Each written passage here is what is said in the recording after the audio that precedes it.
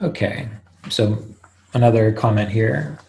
I keep forgetting myself to abide as the witness at all times. Yep, that's the way it goes. You just keep trying to remind yourself. You just keep trying to remind yourself as often as possible. As I wrote about in Kriya Yoga Vichara, I took little note cards and I stuck them everywhere. I stuck them on the door to the cupboard where I would get my teacups. I stuck it on where my tea was. I stuck it on my toilet seat. I stuck it above my shower. I stuck it on the handles of doors. Abide as the self. Who am I? I stuck it in my car. I put these little note cards everywhere until it became more natural. It's just practice. And now the question, how do I discern the difference between awareness of thoughts versus becoming engaged with them? Honestly, it feels exhausting, like I've been spinning my wheels for 2 years.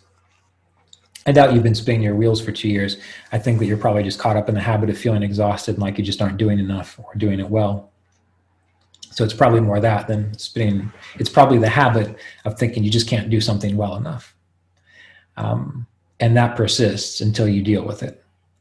And one of the ways that you deal with that is maybe for 10 to 15 minutes during meditation, rather than doing something, you just stop and you just breathe. And for those 10 to 15 minutes, you say, I don't need to do anything else. Right now, I don't need to do anything else. And of course, oh, but wait a minute, there's this thought come in, suppress it. No. Let it pass. I don't need to do anything else. Maybe you should pray a little bit. Nope. For these 15 minutes, God's taking care of it.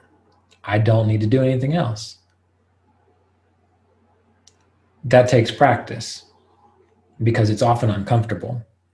Because usually there's a fear that if you aren't trying to do something every single moment of every single day, that you're failing. That's a I don't know what you call that, but that's some kind of common psychological complex that many people have, particularly those with Mars-Saturn combinations in their birth chart or exchanges, because nothing is ever enough. So you have to take a little bit of time every day to just let it be enough. Now, how do I discern the difference between awareness of thoughts versus becoming engaged with them? I like to encourage people to start with the body, observing the body. That's a little easier because it's easy to say, this is painful, this feels good. The body usually, it's got 3 states: neutral, I don't like it, or it feels pretty good. So that's much easier, not a whole lot of nuance there.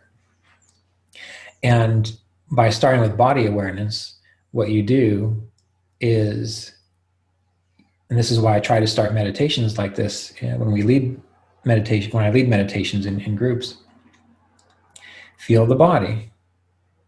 If you notice that a certain part of your body hurts, no big deal. You just look at it, you just observe it, not like, oh, it hurts because I did this thing wrong, or, oh, I should do something to make it better. You're not in that mode. You're just, this hurts.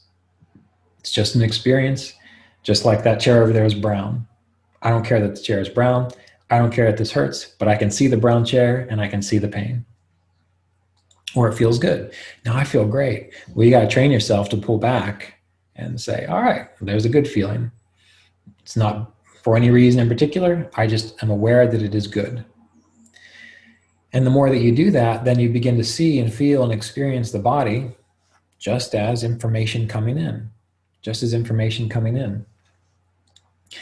Now, to go back to the idea of how do you know when you're becoming engaged in a problem? Well, you know you're becoming engaged with the body when you feel pain and you start thinking, what could I do differently? How could I fix this? What did I do wrong? Who do I need to go see to fix this? That's when you know you're getting engaged in the pain or the good feeling. Oh, this feels so wonderful. How do I support this? How do I sustain it? How do I keep it going? Then you know you are engaged in the good feeling in the body. So one of the best ways to begin to discern whether you are engaged in thoughts or just observing them is to start with the practice of observing the body. Wonderful thing to do 20 to 25 minutes of some hatha yoga routine. Get on YouTube, find a hot yoga routine you like that's short, 20, 25 minutes, do it, and then turn it off, and then lay in Shavasana or corpse pose and just practice observing the body. Just observing it, letting all judgments go, and that takes practice too. And then in time, you will have a sense of the body bringing you information. And now you start applying that to your thoughts. And now you sit and you're just, again, you don't have to do anything right now. What pops up when you don't have to do anything? What comes into your awareness? Okay, for some reason, I just started thinking about ice cream and praying mantises and smoking meat and the birds outside.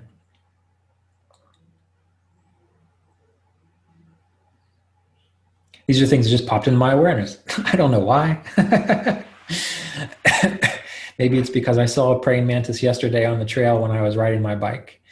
Maybe it was because the neighbors that are moving in next door have talked about putting their smoker up on the hill. Maybe it's because we made homemade apple pie last night and I said, gee, wouldn't it be nice to have ice cream with this? But these are the things that popped into my awareness. Now, if they popped into my awareness and then I started thinking about, ooh, ice cream, apple pie, I like chocolate ice cream. And then it just started going from there. Then you know that you're engaged in it.